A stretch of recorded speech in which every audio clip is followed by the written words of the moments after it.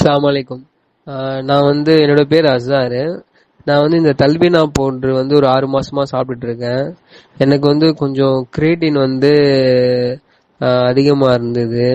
ஆஹ் எனக்கு ஒரு ஜமா சாத்தி இந்த தல்பினா பவுடர் சாப்பிட சொன்னாரு. 1 மாசம் சாப்பிட்டேன். எனக்கு 1.2 அந்த மாதிரி இருந்தது. இப்பதான் கிட்னி டேமேஜ் ஆகிற ஸ்டேஜ்ல இருந்தது. ஆனா டாக்டர் கிட்ட கேட்ட எந்த பிரச்சனையும் இல்லைன்னு சொல்லிட்டாங்க. இருந்தாலும் நான் இந்த ஜமா சாத்தி கிட்ட சொல்லும் போது இது சாப்பிடுங்க அப்படின்னாரு. நான் சாப்பிட்டேன். அதாவது எனக்கு யூரின்லாம் நுரையா போற மாதிரி இருந்தது.